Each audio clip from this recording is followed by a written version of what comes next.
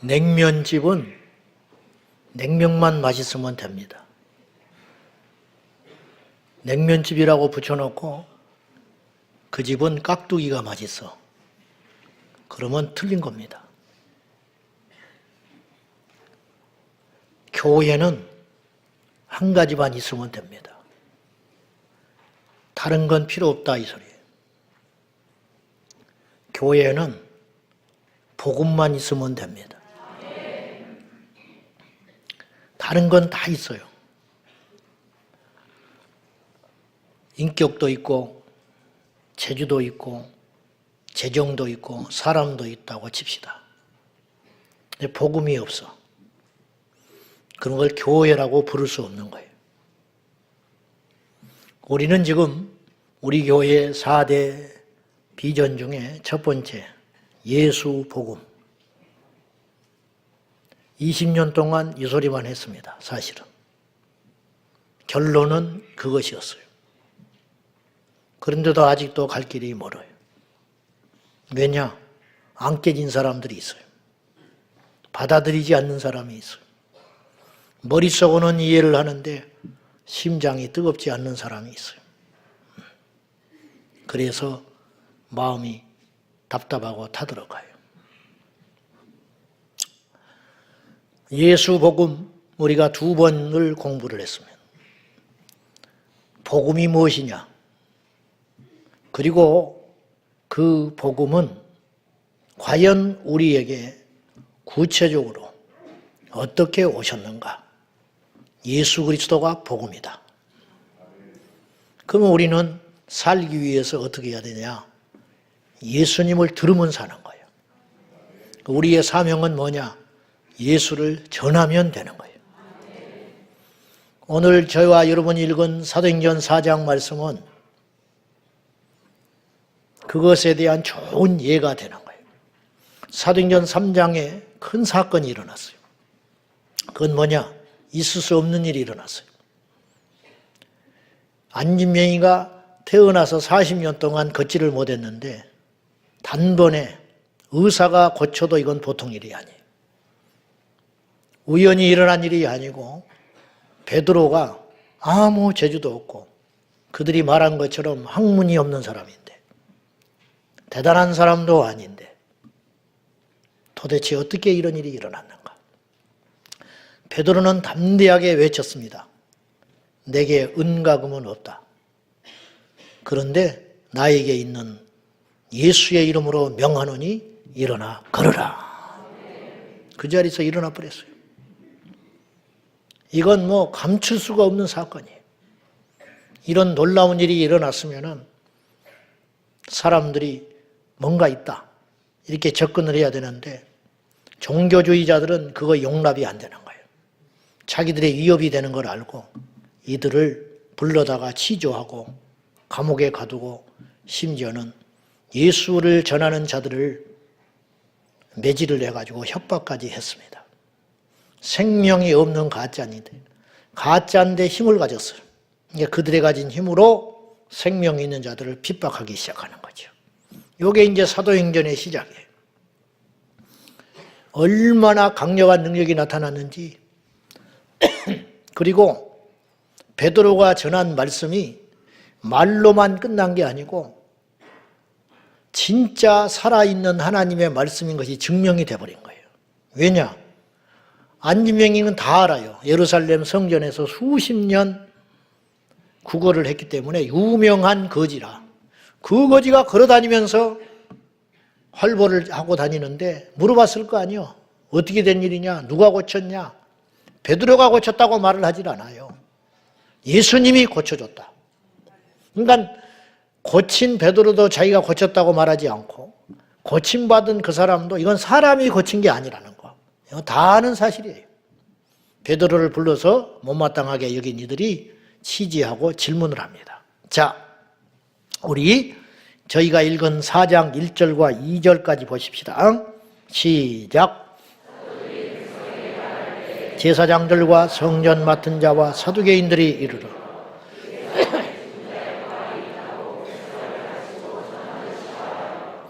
베드로랑 비롯한 사도들이 뭘 가르쳤냐? 예수 안에 부활이 있다. 이렇게 가르쳤다는 거예요. 예수님이 부활하셨고 예수 안에 부활이 있다라는 말은 예수 안에만 들어오면 우리도 부활한다.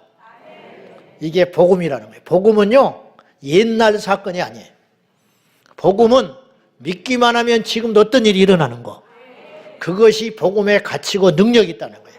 그래서 이게 대단한 거예요. 그래서 지금도 복음이 전해지는 곳에는 어떤 일이 일어난다는 거예요. 병든 자가 일어나고 귀신이 쫓겨나고 그 무엇보다 영혼이 거듭나게 돼가지고 복음을 듣고 믿으면 지옥에 갈 사람이 천국을 가게 된다는 거예요. 이런 놀라운 일들이 2000년 동안 계속되어 왔고 그 증거로 하나님께서 표적을 종종 보여주기 시작했다는 거예요. 그런데 그런 놀라운 일이 일어났는데 못마땅하게 생각하는 죽은 사람들이니까. 죽으니까 생명이 없으니까 예수 안에 부활이 있다라는 이 생명의 복음을 전하는 것을 못마땅하게 여기고 자기들만 안 들을 뿐만 아니라 전하지 마라. 그리고 이게 4장, 5장까지 가는데 3장에서 시작된 이 사건이 이제 예수의 그리스도의 복음을 막 힘있게 전하게 되는 거예요. 얼마나 이 복음의 능력이 강력했냐면 베드로가 한 번 설교했는데 남자만 5,000명이 회개하고 돌아왔어요. 그때 인구가 얼마였겠어요? 지금하고는 비교도 안 되는 작은 인구였는데 남자만 5,000명이니까 여인들과 아이들까지 하시면 적어도 2만 명은 베드로 한 번의 설교를 듣고 돌아왔다라는 뜻이에요. 지금으로 따지면 10만 명이 돌아왔다는 뜻이에요. 이게 사람이 할 수 있는 일이겠습니까? 도무지 할 수 없는 일이에요. 더군다나 인간의 윤리나 도덕이나 어떤 다른 교양적인 소리를 하면 누가 그렇게 듣고 변화되겠어요? 오직 생명의 복음, 예수 안에 부활이 있다. 이걸 전하니까 사람들이 속된 말로 뒤집어져 버리는 거예요. 그리고는 너도 나도 예수 믿겠다고, 이제야 진리를 만났다고, 이제 사는 길을 만났다고. 5,000명이니까 이 중에는 똑똑한 사람도 있을 거 아니에요. 이 중에는 대단한 사람도 있었을 거 아니에요. 그런 게 다 필요 없게 되는 거예요. 베드로가 옛날에 은가금을 쫓았던 사람이에요. 밤새껏 고기 잡으려고 했던 사람이에요. 처자식 먹여 살리기 위하여 나도 남들처럼 보란듯이 살고 싶어서. 근데 주님 만났고 복음을 만났잖아요. 그러니 없는 것이 부끄럽지가 않아. 내게 은과 금은 없다. 옛날 같으면 은과 금의 가치를 두던 사람이었으면 구걸하는 사람 보면 아이고 미안하다. 내가 너한테 줄 것 없다. 우리가요, 예수 믿어도 깨어있지 않으면 맨날 그런 소리 하고 지나다니는 거예요. 그런 생각이나 하고. 그리고 선한 일을 하면 그것이 복음인 줄 알고. 복음은 선한 것이 아니고 복음은 살리는 것이라고 누차 말을 했어요. 이 사람 살려냈잖아요. 저주 가운데 갇혀가지고 이 사람이 금과 은을 주면 어디다 써먹겠어요? 안진병이니까. 이 사람에게 정말 필요한 건 일어나는 거예요. 이것이 구원받는 거거든요. 그리고 나서 더 중요한 건 삶의 건강의 구원을 얻음과 동시에 영혼의 구원을 얻게 됐다는 거예요. 뭐냐? 이 일을 행하신 예수님을 만났잖아요. 얼마나 복을 받은 거예요.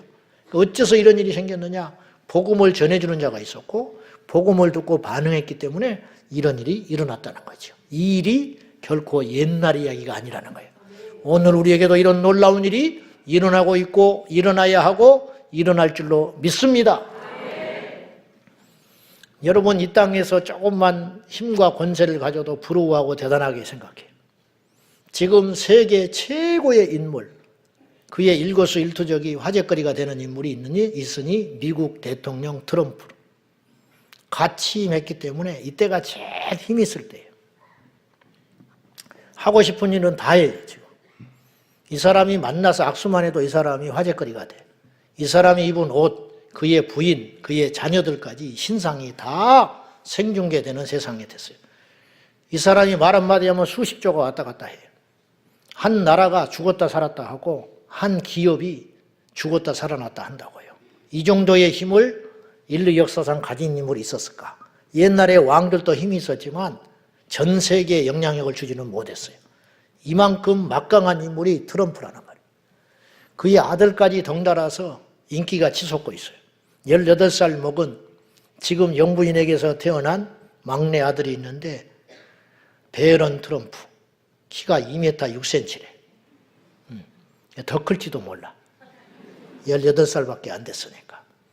남부러울 게 없어요. 사람이라는 것은요, 외모가 되면 돈이 없든지, 돈이 있으면 좀 뭐 그런 거 있잖아. 우리끼리 하는 말. 말은 안 하겠는데 그런 거 있잖아요. 나처럼 뭐 머리가 없다든지. 무슨 수로 없는 머리를 나게 할 거예요? 근데 뭐 외모면 외모, 키면 키, 지식이면 지식, 공부도 잘한대. 가진 배경, 돈. 그래서 미래 대통령이라고 미리 사람들이 지금 찬사를 보내고 있어요. 그가 태어났을 때 대통령도 안 됐는데 워낙 부잣집에 태어나가지고 어릴 때 선물을 유모차를 받았는데 7천만 원짜리 유모차를 받았대. 그러니 뭐 말 다 했죠. 그 나름대로 뭐 애로사항은 있겠지만 내가 묻고 싶은 건 그거예요. 부러우세요? 부럽지요. 근데 우리가 복음 안에서 보면 부러울 일이 아니라는 거예요.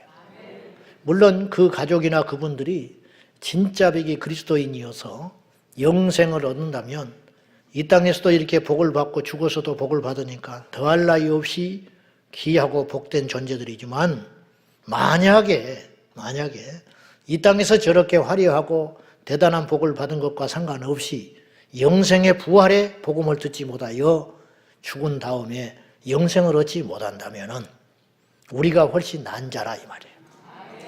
그냥 우리가 그렇게 생각하지 않는 게 아니고 1 더하기 1은 2보다 더 정확한 만큼 이것이 복음이 확실한 능력이 된다는 거예요. 이것이. 부활이 있다면, 그리고 우리가 부활에 참여할 수만 있다면 얼마나 귀하고 놀랍고 복된 일이냐는 말이죠. 모든 종교마다 영생의 교리가 있어요. 마귀가 기독교의 진리를 폄하시키고 흉내를 내려고, 여러분 가짜가 있다는 건 반드시 진짜가 있다는 뜻입니다. 진화론이 가짜가 있다는 건 창조가 진짜라는 사실이에요. 성경이 진짜이기 때문에 가짜 성경이 돌아다녀요. 그것이 뭐냐? 몰몬경 같은 거, 이단의 교리들. 불교에도 극락이 있잖아요. 천국을 가져다가 교리로 만든 거예요. 뭔가 있긴 있는 거예요, 이걸. 몰몬교에서는 죽은 다음에 가는 세상을 3곳으로 구분을 했어요.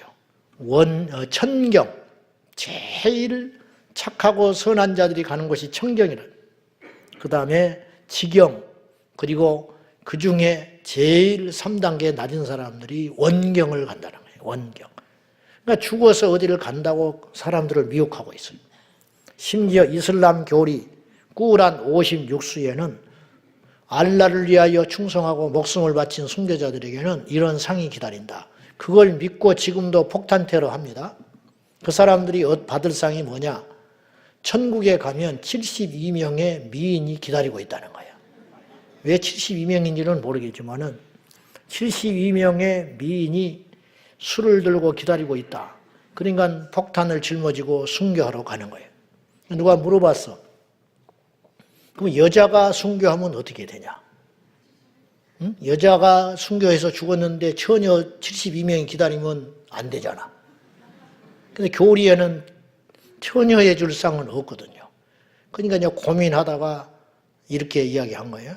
이 생애에 살았던 남편을 죽은 다음에 다시 만나서 살게 된다. 안 간다고 그랬어, 그런 데는.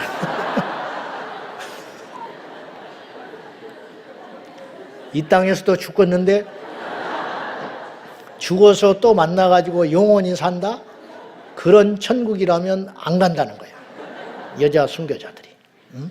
그러니까 이제 그게 남의 종교의 교리를 말하는 게 아니라 이게 다 쾌락적이고 자기적으로 들리잖아요. 인간이 만들어 놓은 교리라는 냄새가 풀풀 나잖아요. 예? 뭐 죽으면 막 뱀이 막 입으로 들어가서 막 어떻게 한다는 둥, 이게 불교에서 말하는 이야기들 아니에요? 성경은 그렇게 말하고 있지 않아요. 성경에서의 지옥은 간단합니다. 불. 그리고 성경에서 말하는 천국은 눈물도 없고 질병도 없고 한숨도 없고 고통도 없고 어둠도 없는 죄가 없는 영원한 빛이 있는 깨끗하고 정결하고 합리적인 곳. 그러니까 가짜는 진짜를 못 따라온다는 거죠. 우리에게 그것이 있다라는 거예요. 이제 그것을 가르쳐주고 전하는 게 뭐냐? 그것이 복음의 능력이라는 거예요. 복음의 능력. 자, 근데 이런 교리나 말은 누구든지 할 수 있다는 거예요. 내가 하나님이라고도 주장할 수 있어요. 근데 예수님이 하나님이라고 주장을 했잖아요. 그래서 사람들이 감당이 안 되는 거예요. 둘 중에 하나예요. 예수님이 거짓말을 하고 있든지 아니면 예수님의 말씀이 진짜든지. 그러면 말은 무엇으로 증명이 돼야 되냐면 행동으로 증명이 돼야 되는 거예요. 예수님도 그 사실을 알고 계셨어요. 그래서 예수님도 하신 말씀이 내 말을 믿지 못하겠거든 내가 하는 일을 보고 믿으라 그렇게 말하셨어요. 요한복음 14장 11절입니다. 같이 보겠습니다. 시작. 그렇지 못하겠거든 행하는 그 일로 말미암아 나를 믿으라. 자, 내가 아버지 안에 있다. 또 아버지께서 내 안에 있다. 이 말은 뭐예요? 나와 아버지는 하나다. 그래서 요한복음 10장 30절에 아버지와 나는 하나이니라. 아무리 정신이 나가도 그렇지 하나님과 자신이 하나라고? 보통 이제 우리 어릴 때 학교 다닐 때 하나님하고 나는 동격이야. 뭐 이런 소리 했잖아요. 그 농담이고 말도 안 되는 소리인지 알아요. 본인도 그렇고 듣는 사람도 그렇고 뭐 그런 소리 믿을 사람 한 명도 없어요. 전 세계에. 근데 예수님이 그렇게 말하신 거예요. 내가 아버지 안에 있고 아버지가 내 안에 계시다. 그런 말은 누구든지 한다는 거예요. 응? 그러면 내가 이렇게 하는 말을 너희가 믿지 못하지. 믿지 못하는 거 내가 충분히 이해한다. 그러면 내 말은 믿지 않더라도 내가 하는 것을 보고 내 말까지 믿어라. 그렇게 이야기한 거예요. 그럼 주님이 행하신 일은 뭐냐 이 말. 주님의 그 초자연적인 능력과 역사들, 성경에 나열되어 있는 기적들. 근데 그 기적들이 너무너무 많아가지고 사복음서에서도 엄청나게 많은 기적들이 나오는데 사도 요한은 요한복음 말미에서 뭐라고 말을 했냐면 이 외에도 주님이 행하시는 기적이 너무너무 많다. 그것을 다 기록하려면 그 기록한 책을 이 땅에도 다 두지 못할 정도다. 그렇게 말씀할 정도로 기적을 낱낱이 더 기록을 했으면 성경책이 이만큼 두꺼워진다는 거예요. 그렇게 많은 기적과 이적을 행하셨는데 주님께서 행하신 이적 중에 물리학의 법칙을 깨는 기적도 많이 행하셨어요. 자연의 법칙을 깨는 거. 이를테면 물리를 걸어가시는 거. 사람이 절대 못해요. 절대로. 눈속임이에요. 그거는. 무리를 누가 걷습니까? 그 다음에 물을 포도주로 만든 거. 김일성도 뭐 솔방울을 수류탄으로 만들었다고 그래요. 믿을 사람 한 명도 없어요. 믿을 사람. 왜냐? 그가 죽어버렸잖아. 그리고 모래로 쌀을 만들어 먹었대. 그럼 북한이 왜 이렇게 가난해? 응? 말이 안 된다는 것이 증명이 됐잖아요. 근데 예수님의 기적은 증명이 된 거예요. 뭐냐? 그 기적을 보고 믿게 된 사람들의 인생이 달라졌잖아요. 응? 달라진 거 아니에요. 그러니까 그분의 기적은 사실이지. 그분의 그 예지 능력. 가룟유다가 나를 은30에 팔리라. 뭐 그 정도는 눈치로 이야기했다고 봅시다. 저거 요새 표정이 안 좋네. 저거 나 배신할 놈이구나. 그건 뭐 그렇게 이야기했다 치자고요. 당신께서 십자가에 죽으셨다가 부활할 것을 미리 말씀을 하시고 더 나아가서 마태복음 24장 같은 데를 보면 마지막 때 일어날 현상들에 대해서 소름 끼칠 정도로 우리가 너무 자주 보니까 그런가 보다 하고 감격이 없어서 그렇지 너무도 정확하게 적그리스도의 출현과 기상이변들과 지진들과 전쟁들과 미혹의 역사들과 사이비 이단들이 판치는 세상이 될 것 그리고 사랑이 식는 것 뭐 이런 걸 구체적으로 그것도 요약해서 기록한 거예요. 요약해서. 그리고 특이한 이적도 했어요. 주님께서 진정한 신이요 하나님이라는 것을 우리들에게 믿게 하려고 믿어야 복음이 전해지니까 목적은 그거 하나입니다. 믿어야 하나님의 아들이구나 진짜이시구나 그것이 믿어져야 그분의 말을 믿을 거 아니에요. 그 말씀을 믿게 하려고 기적을 행하셨는데 이를테면 지금 다 말도 못하잖아요. 성경에 있는 이야기를 일일이 하자면 어느 날 베드로에게 왜 세금 안 내냐고 따지는 사람이 나타났어요. 너하고 네 스승 예수하고 반세겔씩 이스라엘의 남자라면 다 세금 내야 되는데 왜 안 내? 그러니까 베드로가 해결을 못하는 거예요. 돈도 없을 뿐더러 예수님이 그 소리를 듣고 베드로에게 이렇게 말하셨어요. 세상의 왕이 왕자에게 세금을 받냐 안 받냐? 안 받죠. 자녀인데 왜 세금을 받냐는 거예요. 그처럼 이 세상의 왕이 하나님이시다. 그러니 너나 나나 하나님의 자녀가 됐기 때문에 세금 낼 필요가 없어. 그런데 저들로 실족하지 않기 위하여 괜히 시비거리 만들기 싫으니까 그냥 치사하니까 세금 내버리자. 그러면 너 가서 이거 단순히 돈을 그냥 주셔도 되는데 주님께서 특별한 존재라는 거 그것을 알리기 위하여 기적을 그때도 베풀어줘요. 낚싯대 들고 바다에 가서 던져봐. 그러면 고기 한 마리가 제일 먼저 올라올 거야. 그 고기의 입을 벌리면 한 세겔이 들어있을 거야. 그걸로 네 거 내 거 세금 갖다 내버려. 그렇게 주님 이야기하셨어요. 여러분 가당키나 하는 소리입니까? 전 세계 물고기 중에 입에다가 동전 물고 다니는 물고기가 어디가 있겠어요? 근데 그 시점에 그것도 딱 한 세겔 있을 수 있는 일이에요? 주님은 그런 일도 가능하게 하신다. 이런 것들을 베드로를 비롯한 제자들은 매 순간마다 경험을 하는 거예요. 이것이 믿음의 증거로 착착착 쌓여 있는 거예요.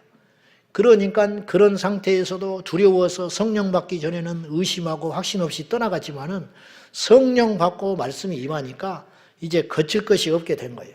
그래서 베드로를 비롯한 제자들이 완전히 뒤바뀌어 버린 거예요. 그래서 내게 은가금은 없지만 나사렛 예수의 이름으로 명하는 일어나 걸어라. 더 놀라운 건 그걸 너무 당연하게 여겼다는 거예요. 베드로는 뭐 자랑할 것도 없고 주저할 것도 없고 과시할 것도 이건 뭐 너무 당연한 거 믿는 사람에게는 너무 당연한 일로 이런 일이 일어나는데 사람들이 이제 이런 일을 행하자 불러다가 신문하고 고문하고 매질하고 그러면서 나중에는 거의 통사정을 해요. 뭘 하냐? 예수만 전하지 말아다오. 이게 5장까지 연결되는 이야기거든요. 사도행전 5장까지 보세요. 오늘 또 이 본문에서도 금방 읽었지만 여러 가지 시비 걸 것이 많은데 한 가지를 꼭 집어서 시비를 걸었어요. 그건 뭐냐? 예수 안에 부활이 있다고 말하지 말아라. 근데 베드로 입장에서는 그것이 사실인데 내가 보고 들었는데 내가 목격을 했는데 내가 하나님의 말씀을 듣는 것이 낫겠냐? 니네들 불안전한 인간의 말을 협박을 받아서 안 하는 것이 낫겠냐? 나는 말하지 않을 수 없어. 나는 보고 들은 것을 목에 칼이 들어오고 내가 죽는다 해도 전하지 않을 재간이 없어. 그렇게 이야기한 거예요. 이게 고집이 아니에요. 사실이기 때문에. 그래가지고는 나중에 불러다가 공례 불러다가 매질하면서 거의 통사정하다시피 협박하면서 제발 예수만 전하지 말아라. 여러분 세상이 싫어하는 것 전하면 세상을 이길 수가 있게 된다는 거예요. 교회가 무엇을 전해야 된다고요? 예수 복음을 전해야 된다는 거예요. 다른 걸 전해가지고는 세상을 이길 수가 없다라는 거예요. 다른 것은 필요가 없다라는 거예요. 다른 걸로는 세상을 살릴 수 없다라는 말이에요. 마귀가 두려워하는 복음이 뭡니까? 예수 복음. 부자 되는 게 복음이 아니고 착하게 사는 게 복음이 아니고 예수 복음을 전하여 한 영혼을 마귀의 종로다며 지옥의 쇠사슬에 묶여서 영생을 잃어버리고 지옥에 떨어져 불못의 심판을 받을 인생을 살려낼 수 있는 것이 바로 복음인데 그 복음 중에 복음이 무엇이냐? 여러 가지가 복음인 것처럼 보이지만 하나만 전하면 된다 이 말이에요. 그것이 뭐냐? 복음의 진수 나사렛 예수 그리스도 안에 부활이 있다. 너희들은 정령하라. 너희가 십자가에 못 박아 죽여버린 그 나사렛 예수를 하나님께서 다시 살리셨느니라. 다시 살리신 증거가 무엇이냐고? 그분이 살아났기 때문에 내가 그분의 이름으로 이 안진병기를 일으킨 것 아니냐. 잘 생각해봐라. 내가 무슨 재주가 있어서 이 안진병기를 일으켰겠냐? 예수님이 다시 살아나셨기 때문에 그분께서 이 안진병기를 일으킨 것 아니냐? 그렇게 이야기하는 거예요. 그러니까 아무 소리 못하는 거예요. 그 기적은요, 성경에만 끝난 게 아니에요. 이게 베드로만 가진 능력이었다면 이때 한번 끝나고 오늘날은 안 일어나야 되는 거예요. 그러나 지금 오늘날도 이런 기적들이 일어난다는 거예요. 이런 기적이 일어나는 이유는 무엇이냐? 이런 기적을 베푸시는 이유는 무엇이냐? 하나님이 살아 계시기 때문에, 그리고 살아 계심을 증거하라고 우리 가운데 의심하지 말고 위축되지 말고 힘있게 확신 가운데 자신감 있게 베드로처럼 전하라고 오늘 또 그런 역사가 일어나고 있는 것입니다. 스미스 위글스워스 목사님이라는 분은 1859년에 태어나셔서 1947년에 88세의 나이로 돌아가셨어요. 이분 영국 분인데, 이분은 배우지 못한 노동자 배관공이었어요. 근데 부인을 만나가지고 부인에게 복음을 듣고 글씨를 배우고 성경을 밤낮으로 읽었어요. 너무 꿀송이 같이 말씀을 읽고 붙들고 있다가 밥 먹는 것도 잊어버리고, 그리고 말씀을 읽고 하다가 영이 임해가지고 스미스 위글스워스 목사님이 대설교가가 되고 기적을 행하고 다녔는데, 이분이 평생에 14명을 살려버렸어요. 장례식에 가서 죽은 14명을 살려내. 이건 팩트입니다. 이건 옛날의 이야기가 아니고 1947년에 돌아가셨기 때문에 그분의 행적을 거짓말을 할 수가 없어요. 과장을 못해. 그분의 일대기를 따라서 증언한 사람들이 있기 때문에 14명, 15명을 죽은 사람을 살려냈어. 그 중에는 자기 아내도 있었어요. 자기 아내가 전도하다가, 이분이 평생에 자기 부인이 난 전도하다가 하나님께 부름받는다, 그렇게 이제 평소에 이야기를 하고 다니셨대요. 그날도 밖에 나가서 전도하고 갔다 오다가 숨이 끊어져서 돌아가셔 버렸어. 근데 이 스미스 위글스 목사님이 너무 아내를 의지하고 산 거예요. 자기에게 복음을 전해주고 자기 인생을 바꿔놨기 때문에. 근데 아내가 하나님께 부름을 받으니까 너무 힘들고 이게 애통해가지고 예수의 이름으로 자기 아내의 영혼을 불러왔어. 다시 살아나기를 명해서. 예수의 이름으로 명하노니 영혼아 돌아오라. 그랬더니 살아나 버렸어. 아내가. 살아난 아내가 고마워하는 것이 아니라 막 짜증을 내버렸어. 왜냐하면 지금 아내는 죽어가지고 주님 품에 안겨 있었어요. 천국에 들어가 있는데 뭐하러 나를 불러내가지고 이 험한 세상을 또 살게 하냐고 막 아내가 투덜거려 버리니까 다시 기도해가지고 보내버렸어요. 그래가지고 죽었어요. 이게 수준이 다른 거죠. 우리 하나님은 이런 분이라고. 이분이 어느 날 다른 타 지역에 복음을 전하러 갔다가 목사님 댁에 머물게 됐는데, 그분이 다리가 두동강 나가지고 없어. 가지고 의족을 끼고 살았어요. 요새 의족이야 잘은 모르지만 세련되고 표도 안 나겠지만, 그 당시 의족이라는 게 나무로 만든 아주 보잘것없는 의족이었지 않겠어요? 근데 같이 식사를 하다가 스미스 위글스워스 목사님이 이게 성경에만 있는 이야기가 아니에요. 지금부터 100년도 채 안 된 때에 일어난 사건이라는 거예요. 밥을 먹다가 이분이 내일 아침에 동이 트거든 구두가게에 가서 신발을 사 신으세요. 그랬어요. 그러니까 이분이 의족인데 신발을 신으라고 하니까, 그 목사님이 이렇게 말하니까 그 자리에서 반항은 못했지만은 이게 무슨 조롱하는 것도 아니고 마음이 언짢았다고 그래요. 그리고 그냥 그렇게 대답을 건성건성하고 그날 저녁에 잠자리에 들었는데 이분이 의심하고 있잖아요. 하나님의 음성이 천둥치듯이 들려왔어. 너는 내 종의 말을 들으라. 야, 내 종이래. 기가 막힌 칭찬이죠.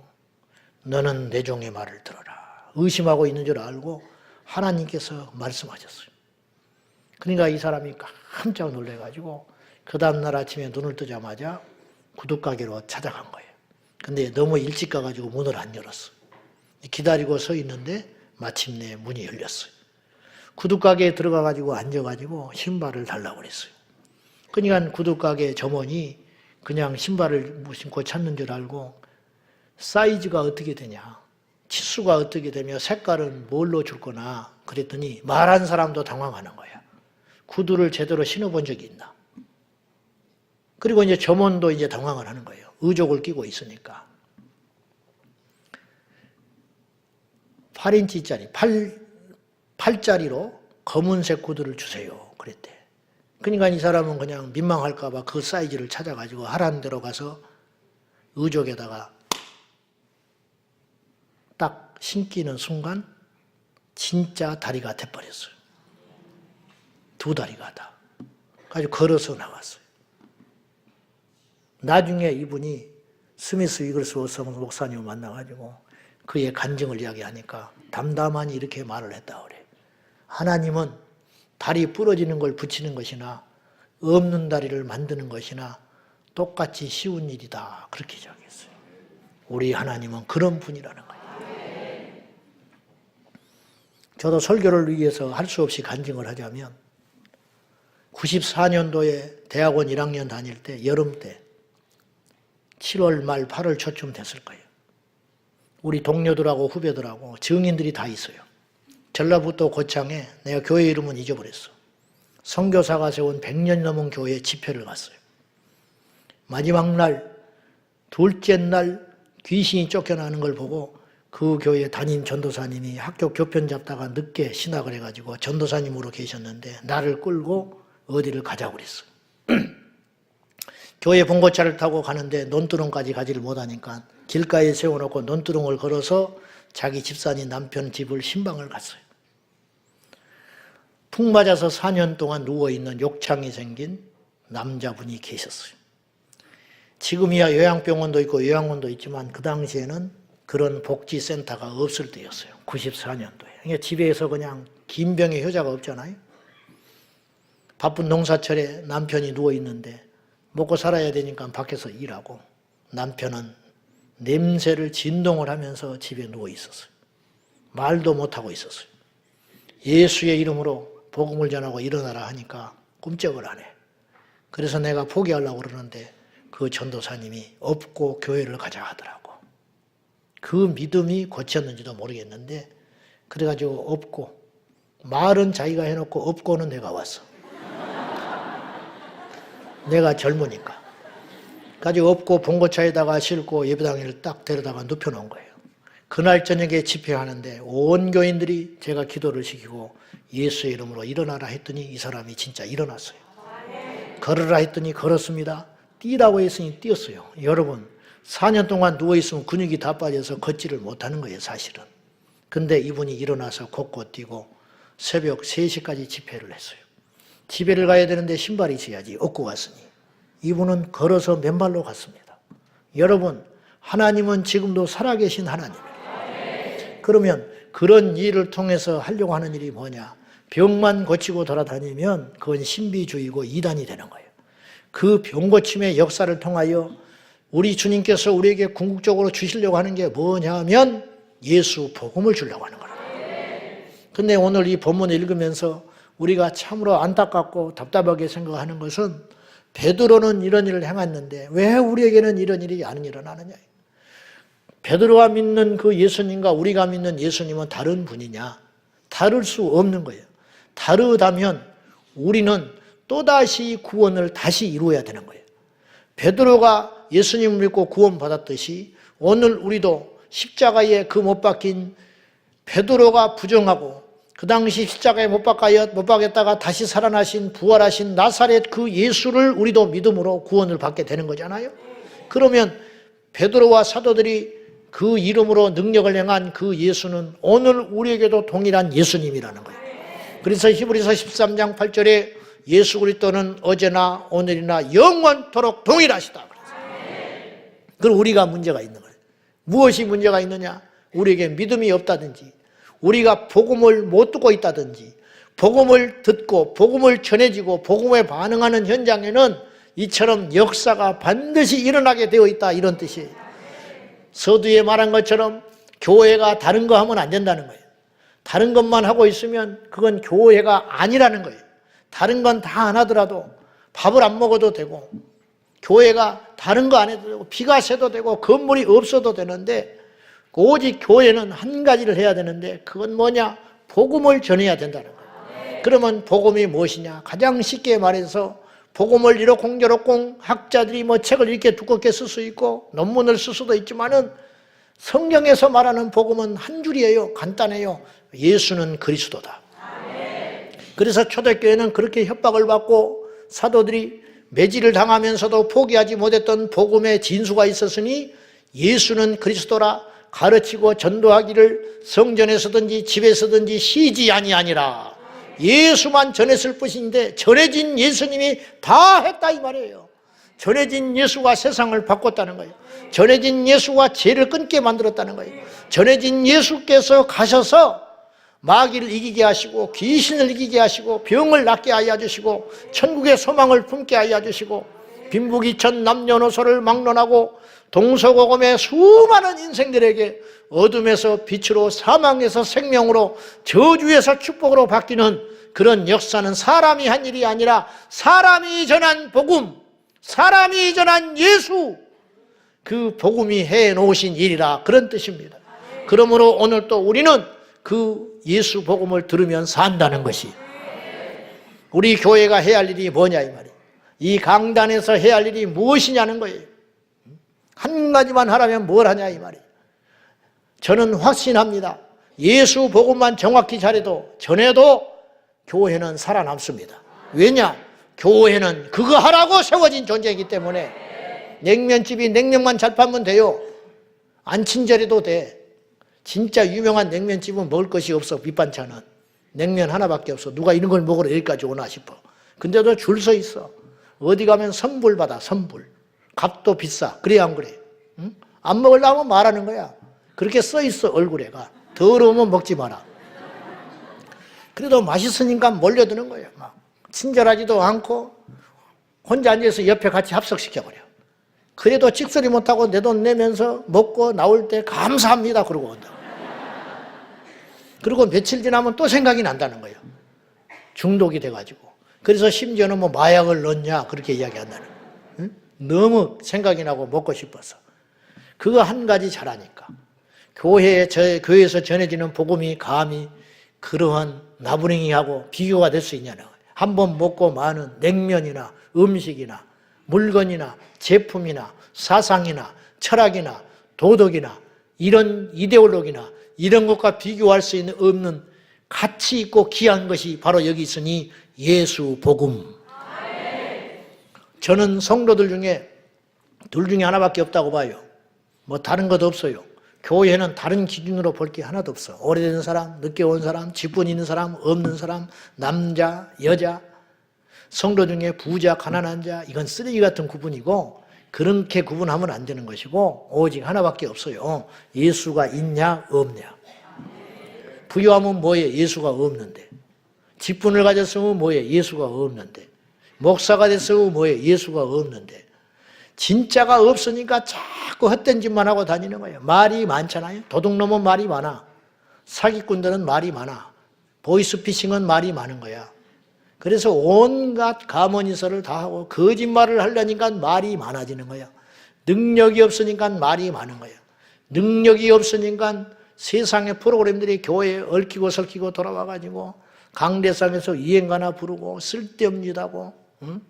그런데 사람들이 모이기는 모였는데 뭐가 있어야 말이지. 복음이 있어야 변하지. 예수를 만나야 변하지. 저는 확신해요. 내가 죽을 때까지 이 강단에서 1년 52주 아니 날마다 새벽이든 금요일이든 주일이든 예수만 전해도 우리 교회는 안 망합니다. 왜냐? 실직 날 것 같으시죠? 그 소리 또 안 당할 것이지요? 천만의 말씀, 교회는 그거 전하라고 존재하는 것이기 때문에 예수 복음만 전해도 어떤 석박사가 와서 얼마나 대단한 인물이 와 있어도 세상의 권세를 다지고 있는 사람도 이 자리에 와도 하나님께서 목마르게 부른 자들에게는 예수 전하면 통하게 되어 있고 예수를 들으면 살아나게 되어 있고 예수를 들으면 꼬꾸라지게 되어 있고 예수 복음 들으면 회개하고 천국 백성 되게 되는 줄로 믿습니다. 그러므로 귀를 열고 아주 쫑긋이 열고 다른 것 말고 예수 복음 듣는 저와 여러분 되고 저는 부지런히 예수 전하여 우리 교회의 4대 표 중에 첫 번째 가장 중요하고 핵심적인 표어가 여기 있으니 예수 복음. 어떤 경우도 이것은 놓지 말아라. 내 인생에 굴곡이 오고 내 인생에 고난이 오고 내 인생에 어떤 일이 일어나지 않는다 할지라도 오직 예수 복음 붙들고 예수 복음으로 살고 예수 복음을 전하면 아이들도 예수 복음이 전화 들어가면 변하게 됩니다. 예배 때 달라집니다. 찬송할 때 달라집니다. 눈물 흘리면서 예배 드립니다. 초등학교 1학년, 2학년짜리가 뭘 안다고 아버지 구원해 달라고 우리 할아버지 예수 믿게 해달라고 명절 때 가서 용돈 주니까 눈물이 글썽글썽 해가지고 할아버지 소원이 있어요. 뭔데? 할아버지 지옥 가면 안 된다는 거예요. 그러면 네 애미가 시켰구나. 아니에요 아버님 어머니. 지가 그렇게 이야기하는 거예요. 응? 주룩주룩 울면서 초등학생짜리가 밥상 앞에서 아버지 지옥 가면 안 된다고 울고 있는데 이걸 어떤 식으로 하냐. 이게 무슨 이단에 빠진 것도 아니고 누가 세뇌시킨 것도 아니고 그런데 70, 80 먹어가지고 응? 어디 가서 복음을 듣지 못하고 복음을 들어도 반응할지를 모르고 그 심장 안에 예수가 없으니까 엉뚱한 소리나 하고 세상적인 소리나 하고 어떻게 교회를 5, 60년 다녔는데 술도 못 끊고 담배도 못 끊고 달라진 건 하나도 없고 고스톱이나 치고 명절 되면은 어떻게 그런 행동을 할 수가 있냐 이 말이에요. 이건 도덕적인 문제가 아니라는 거예요. 그 안에 생명이 없어서 그렇다. 그 안에 예수 복음이 없어서 그렇다 이 말이에요. 이렇게 해서 죽어가는 자들이 이 땅에는 셀 수 없이 많다는 거예요. 가짜들이 너무 많다는 거예요. 예배, 죽은 예배를 드리고 있는 거예요. 찬양, 노래만 하고 있는 거예요. 판단만 하고 앉아 있는 거지요. 저는 이런 죽은 교회가 되기를 원치 않아요. 우린 죽은 성도가 되기를 원치 않아요. 죽은 강단이 되기를 원치 않아요. 살리는 길은 다른 것 없어요. 뭐 분위기를 바뀐다고 변하겠습니까? 인테리어를 바꾼다고 변하겠습니까? 성전을 이전한다고 바뀌겠습니까? 다른 것 없습니다. 예수 복음이 우리 교회 왕노릇하면 이 자리에 오는 자마다 살게 될 것이고 살아난 그 인생은 세상을 살리는 능력이 있게 될 줄로 믿습니다. 심령을 활짝 열고 주여 왜 우리는 성경과 어긋난 믿음 생활을 하고 있냐 이 말이에요.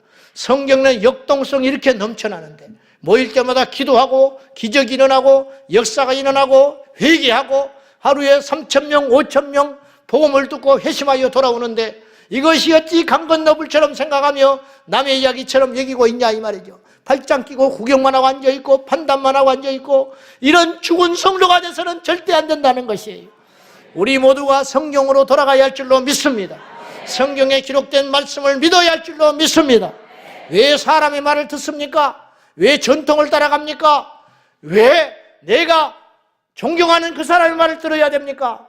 오직 유일하신 하나님의 말씀, 진리요 변함이 없는 틀림없는 하나님의 말씀으로 돌아가 복음 예수 복음 만나서 우리 인생도 멋들어진 인생, 힘 있는 인생, 능력 있는 인생, 비록 은가금은 없지만은 내 안에 예수의 이름이 있다고, 내게 은가금은 없고 배운 것은 없고 집안의 배경도 없지만은 내게 있는 예수를 누구도 빼앗길 수 없으며 내게 있는 예수를 전하는 걸 누구도 막을 수 없다고, 부자를 만난다고 위축될 필요가 없고 높은 자를 만난다고 위축될 필요가 없고 조금 뭐 대단한 사람 만나면 굽신거리고, 오늘 베드로를 보세요. 가난하다고 멸시하지 않고 병든 자라고 멸시하지 않고 자신보다 많은 것을 가지고 기득권을 가졌다고 해서 기죽지 않는 이 엄청난 내공은 어디서 오는 것이냐? 원래 베드로가 그런 사람이 아니에요. 이 담대함이 어디서 왔냐는 거예요. 예수님을 만났기 때문에, 복음이 가장 가치 있는 걸 알았기 때문에. 자기 안에 마패가 있는데 형색이 초라하고 돈이 없다고 암행어사가 사또를 무서워하겠습니까? 포조를 무서워하겠어요? 이것만 보여주면 끝인데 우리에게 천국의 소망이 있는데, 우리에게 천국 시민권이 있는데 그까지 그 미국 시민권 달라고 트럼프 취임식 한다고 쫓아가가지고 보지도 못하고 또 초청했다고 자랑하고 돌아다니고 그런 말 같지도 않은 허풍이나 떨고 돌아다니고 예수님을 만났냐고 나는 묻고 싶어. 왜 답이 내 안에 있고 말씀 안에 있는데 쓸데없이 싸돌아다니고 허풍쟁이 빠져가지고 헛된 유혹에 빠져가지고 다 가치 없는 거예요. 사랑하는 성도 여러분, 우리 하나님은 지금도 살아계십니다. 그 살아계신 하나님께 우리가 부르짖어 기도하고 예수의 이름으로 나가면 반드시 역사가 일어납니다. 이 시간에 성도 여러분, 우리 진짜가 돼봅시다. 진짜 복음을 만납시다. 부르짖고 기도 한번 해보자 이 말이에요. 철야 때만 와서 하는 건 말고 평생 동안 철야 한 번도 안 나오고 하나님 앞에 가지 말고 부르짖어 기도 한번 못 해보고 가지 말고 이 시간에 우리 다 무장해제하고 주여 이 시간에 복음을 믿습니다. 예수 이름의 능력을 믿습니다. 비록 나에게 은과 금은 없지만은 나에게 예수의 이름을 주시옵소서. 다른 것 말고 내게 복음의 능력을 주옵소서. 예수 복음을 나에게 주셔서 이 복음으로 말미암아 사는 자가 되게 하여 달라고. 예수 복음 안에 부활이 있습니다. 그 부활 안에 생명이 있습니다. 그 생명이 천국으로 인도할 것입니다. 그 속에 능력이 있는 것입니다. 우리 교회는 주님 오실 때까지 초대교회 사도들처럼 예수 복음, 예수 부활, 예수 기적, 예수 능력, 예수 천국 전하는 우리 교회 되기를 주님의 이름으로 축원합니다. 이 시간에 우리 통성으로 기도 한번 해요. 믿음으로 기도할 때에 주여 우리에게 역사하여 주옵소서. 안지명이가 일어나게 하여 주시고 소경이 눈을 뜨게 하여 주시고 주여 우리가 기적을 왜 구하는가 하냐면 하나님이 살아계신 표적을 원합니다. 기적이 일어남으로 인하여 우리의 믿음이 확실한 믿음이구나. 하나님이 지금도 살아계시구나. 부활하셔서 우리 곁에 계시는구나. 이것을 믿기를 원하오니 예수의 이름으로 암이 떠나가게 하여 주시고 예수의 이름으로 한 인생이 변화되게 하여 주시고 예수의 이름으로 병원에서 손나버린 질병들이 이 시간에 깨끗이 나음받게 하여 달라고. 이 시간 믿음으로 주님 부르며 간절한 마음으로 기도하겠습니다. 주여! 살아계신 아버지 하나님, 이 시간에 주님을 더 원합니다. 주님을 구합니다. 예수 그리스도는 어제나 오늘이나 영원토록 동일하다 하셨으니 예수 복음이 우리 것이 되어서 내게 비록 은과 금은 없지만 나사렛 예수의 이름을 명하노니 병든 자여 일어날지어다. 예수의 이름을 명하노니 모든 죄에 중독된 영혼들이 돌아오게 될지어다. 세상의 저주와 상처와 아픔과 눌림 가운데 있는 악한 영에 눌려있는 모든 자들이 나사렛 예수의 이름으로 일어날지어다. 나사렛 예수 이름으로 일어날지어다. 하나님 영광 받아 주옵소서. 이 시간에 각세 병에서 노임받게 하여 주시고 상한 심령들이 주께로 돌아오게 하여 주시고 예수 이름으로 회개 역사가 일어나게 하여 주시고 나사렛 예수 이름 명하노니 병든 자에게 손을 얹은 영 낫게 하여 주소서. 허리병이 낫게 하여 주시고 각종 질환이 노임받게 하여 주시고 암덩어리가 떠나가게 하여 주시고 불면증이 떠나가게 하여 주시고 공황병이 떠나가게 하여 주시고 혈관계통, 부인병, 관절병, 각가지 불치병들이 나사렛 예수 이름으로 떠나가게 하여 주셔서 아버지 하나님 오늘도 이 복음을 듣는 자마다 전 세계에 흩어져 있는 모든 성도들이 눈을 뜨게 하여 주시고 일어나게 하여 주시고 살아나게 하여 주시고 회복되게 하여 주옵소서. 믿음대로 될지어다. 믿음대로 될지어다. 하나님 아버지 역사하여 주옵소서. 할렐루야. 체질도 변화되게 하여 주시고 마음도 변화되게 하여 주시고 죄의 사슬도 끊어지게 하여 주옵소서. 주 안에서 거듭나 완전히 새로운 피조물이 되게 하여 주시옵소서. 주여 우리의 깃전에 영원토록 복음만 듣게 하여 주시고 우리의 심장에 복음이 살아 숨쉬게 하여 주옵소서. 아버지 고쳐주시옵소서.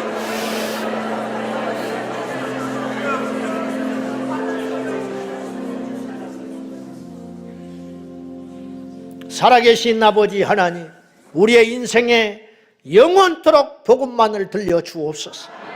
우리는 살기 위하여 복음을 들어야 했고 그 복음을 전해주는 자가 없으면 우리는 죽을 수밖에 없으니 우리 평생의 복을 주시사 예수 복음 우리 깃전에서 떠나지 않게 하여 주시고 귀가 열려 예수 복음만 듣게 하여 주옵소서.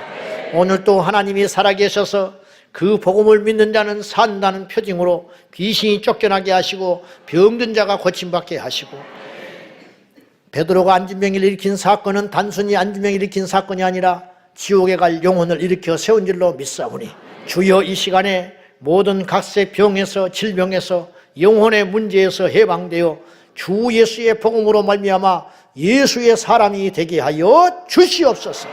나사렛 예수 이름 명하노니 우리에게 은가금은 없고 재주도 없고 세상의 지식도 없으나 오직 한 가지만 있기를 원하오니 나사렛 예수의 이름이 우리 성도들의 심령마다 새겨지게 하여 주시옵소서. 그 이름으로 치료될지어다. 그 이름으로 병이 나을지어다. 그 이름으로 일어날지어다. 주 예수 그리스도 이름으로 기도하옵나이다. 아멘.